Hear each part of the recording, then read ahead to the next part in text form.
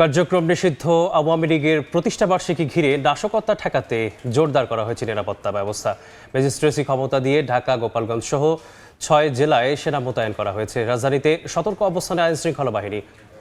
সকাল থেকে রাজধানীর গুলিস্তানে কার্যক্রম নিষিদ্ধ দলটির পরিত্যক্ত কার্যালয়ের সামনে অতিরিক্ত পুলিশ সদস্যের দায়িত্ব পালন করতে দেখা গেছে। এ সময় কার্যালয়ের সামনে যান চলাচল সীমিত করার পাশাপাশি সন্দেহভাজনদের জিজ্ঞাসাবাদ করা হয়।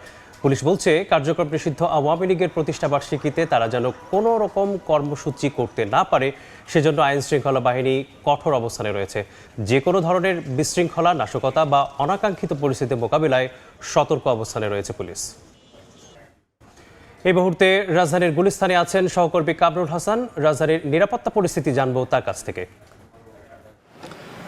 কার্যক্রম নিষিদ্ধ সন্ত্রাসী সংগঠন আওয়ামী লীগের ৭৭তম প্রতিষ্ঠাবার্ষিকী ঘিরে দেশ জুড়ে কঠোর অবস্থানে রয়েছে আইন শৃঙ্খলা রক্ষাকারী বাহিনী। আমরা সকাল থেকে রাজধানীর বিভিন্ন পয়েন্টে ঘুরেছি। আমরা যেমনটি দেখতে পেয়েছি, কড়া নজরদারিতে রেখেছে পুলিশ, র্যাব, বিজিবি সহ অন্যান্য যেই আইন শৃঙ্খলা রক্ষাকারী বাহিনী। আমরা এই মুহূর্তে সংযুক্ত হয়েছি বাংলাদেশ আওয়ামী লীগের যেই কার্যালয়, অর্থাৎ গুলিস্তানে যে কার্যালয়টি ছিল আগে দলীয় কার্যালয়, সেটি আপনারা জানেন যে এখন বর্তমানে পরিত্যক্ত।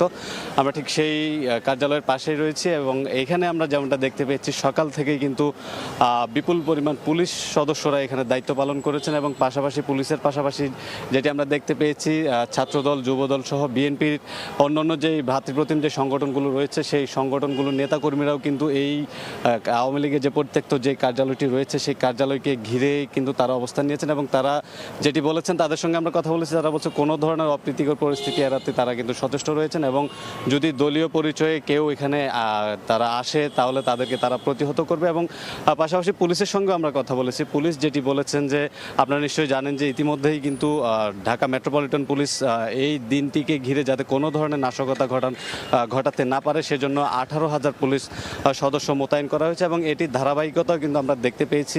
রাজধানীর বিভিন্ন পয়েন্টে চেকপোস্ট বসানো হয়েছে এবং চেকপোস্টে কিন্তু সন্দেহভাজন কাউকে দেখা গেলে পুলিশ সদস্যরা তাদেরকে জিজ্ঞাসাবাদ করেছে এবং কোনো ধরনের অপ্রীতিকর কিছু মনে হলে কিছু কিছু ক্ষেত্রে আটকও করে জিজ্ঞাসাবাদ করেছে। এই ধরনের ঘটনা আমরা দেখতে পেয়েছি। তো সার্বিক পরিস্থিতি যদি বলি, এই দিনটিকে ঘিরে যাতে দলটির কোনো কর্মীরা কোনো নাশকতা করতে না পারে সেই লক্ষ্যে কিন্তু আইন শৃঙ্খলা রক্ষাকারী বাহিনীর সদস্যরা সর্বদা সজাগ রয়েছে। তো এই ছিল আমার কাছে এখনকার মতো সবশেষ তথ্য।